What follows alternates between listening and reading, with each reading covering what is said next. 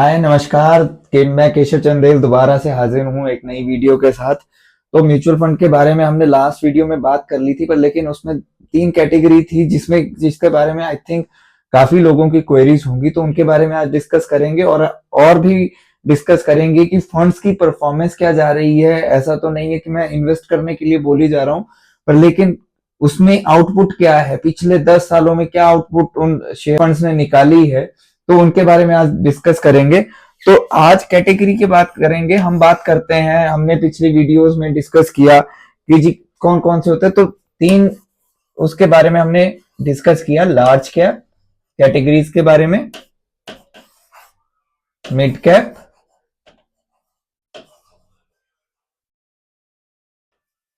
And third small cap. अब large cap क्या होता है, क्या बेसिकली क्या इसका मतलब क्या है, हर एक किसी को नहीं समझ में आता, ना हमें पता है। तो लार्ज कैप वो कंपनीज हैं जो शेयर मार्केट में लिस्टेड हैं और टॉप 100 रैंक कर रही हैं। मतलब जिनकी सेफ्टी आई थिंक सबको पता है कि वो बिल्कुल वेल स्टेबल हैं, डेट्स नहीं है बहुत कंपनीज की, उनकी रेपो अच्छी है। जो टॉप 100 कंपनीज हैं वो लार्ज कैप में आती हैं, राइट। उसके बाद आ जाता है मिड कैप। मिड कैप आपकी 100 से लेके 150 के बीच में जिनकी रैंकिंग है, बड़ी कैप है मार्केट में उन कंपनीज की, वो सारी कंपनीज मिड कैप में आती हैं, राइट।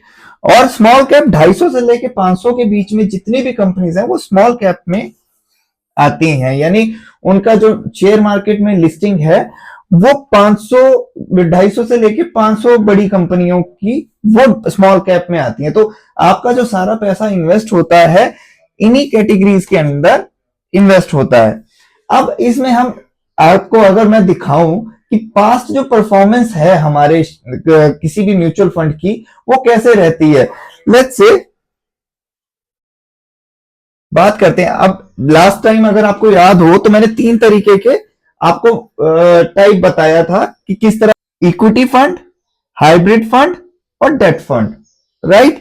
अब इक्विटी फंड में कितने तरीके के आगे फंड्स हैं, फिर उसके बाद डेट फंड में कितने तरीके के फंड्स हैं, फिर उसके बाद हाइब्रिड में कितने तरीके के फंड्स हैं, ये उनकी लिस्ट है, ठीक है।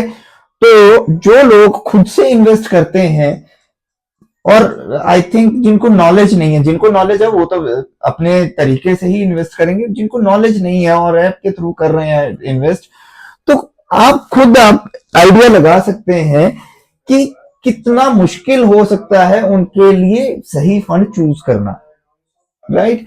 तो अभी हम जल्दी जल्दी, आज का वीडियो हम लंबा नहीं करेंगे, तो थोड़ा सा जल्दी से ही अगर मैं बात करूं, आपको बताता हूं कि जो पास्ट परफॉर्मेंस है वो कितनी रही है कौन से फंड की।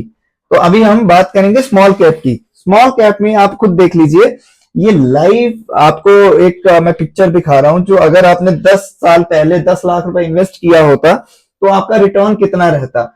अगर मैं आप बात करूं, निपॉन इंडिया का जो स्मॉल कैप फंड है वो 20% की रिटर्न दे रहा है, 20.51। अगर आपने 10 लाख रुपए इन्वेस्ट किया तो आप 64,75,000 रुपए बना के बैठे होते, ठीक है। क्वांट स्मॉल फंड में 19.48% का आपका रिटर्न रहा है। अब सेम वे में मैं इसमें देख लूं मिड कैप में, तो मिड कैप में 18% से हमारी रिटर्न शुरू हो रही है। एडलवाइज मिड कैप में 18.69 का जो है अब वो परसेंट का रिटर्न जा रहा है। अब 10 लाख रुपए किसी ने 10 साल पहले इन्वेस्ट किया तो 55 लाख रुपए लेके निकलेगा वो। और अब ऐसे ही अगर आप दूसरे फंड्स को भी देख लें, इन्वेस्को इंडिया का 18.64, एचडीएफसी मिड कैप का 18.58 का है, निपॉन इंडिया का 18.52 है। अब जल्दी जल्दी से ऐसे ही मैं आपको स्मॉल लार्ज कैप का भी बता देता हूं। मैंने शुरू से ही आपको ये चीज कही है कि जो बेसिक हमारे फंड्स हैं वो 14% से 20% की रिटर्न लाके दे रहे हैं, ठीक है। अब लार्ज कैप में हम देख लेते हैं। तो लार्ज कैप में जैसे मैंने पहले बोला था कि वो सिक्योर, यानी टॉप 100 कंपनीज हैं, तो मतलब सिक्योरिटी आप खुद समझ सकते हैं कि जो पहले से ही एक लिस्टिंग में टॉप की रैंकिंग रख रहा है, तो वहां पे उन कंपनीज का ना डेट है, ना ज्यादा उनके ऊपर और कोई लाइबिलिटीज है, तो उनकी जो सिक्योरिटी है वो कितनी सिक्योर होंगे। अल्टीमेटली आपको म्यूचुअल फंड में हम तभी इसको ज्यादा उसमें नहीं कहते कि अगर आप एड भी देखते हो तो वहां पे लिख के आता है mutual funds are under market risk, तो हमें भी वो चीज ध्यान में रखनी पड़ेगी। तो अगर आप इस चीज को ये चीज लेके चले, लेकिन अगर आप पास्ट परफॉर्मेंस देखें तो आपका ट्रस्ट जरूर बनेगा उसके ऊपर। अब मिड कैप आईसीआईसी पोटेंशियल का 15% का रिटर्न दे रहा है, ठीक है, क्योंकि ये स्टेडी चलती हैं कि ये कंपनीज। 10 लाख रुपए अगर आपने इन्वेस्ट किया था तो 40.86 मतलब 40,86,000 आप बना के बैठे होते अगर आपने लार्ज कैप में इन्वेस्ट किया होता। तो बेसिकली आपको सिर्फ और सिर्फ यही देखना है। अगर मैं बात करूं कोविड के टाइम पे जिसने भी इन्वेस्ट किया है, ये तो मैं पिछले 10 साल की रिटर्न आपको शेयर कर रहा हूं। पिछले अगर 5 सालों में जब से कोविड शुरू हुआ था, मार्केट 26,000 पे जाके आज 85,000 पे जाके फिर से पॉइंट्स पे बैठी हुई है। तो आप ये लगा लो कि 26 से लेके 85,000 जब मार्केट पहुंची है तो आप कितना उसमें से गेन करके लेके जाते।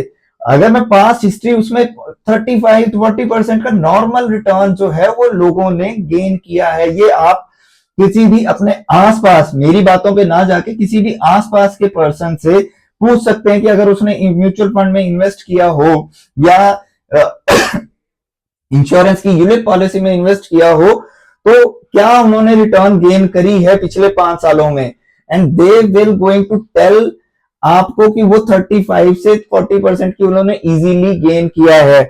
हम अभी बात कर रहे हैं कि पिछले 10 सालों में 10 लाख रुपए लगा के 40 लाख रुपए 15% पे।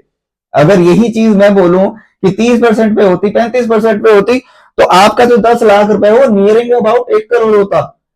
तो प्लीज आप अपने जो इन्वेस्टमेंट को है वो तरीके से यूज करें, और अगले जो भी इन्वेस्टमेंट अगर आपको करना है वो आप सोच समझ के डिसीजन लेके करना है। अगर आपको ट्रेंडी वे में ही जाना है जो कि पहले से चल रहा है तो आप अपना चूज कर सकते हैं, जो भी आप पहले एफडी आरडी यूज कर रहे हैं।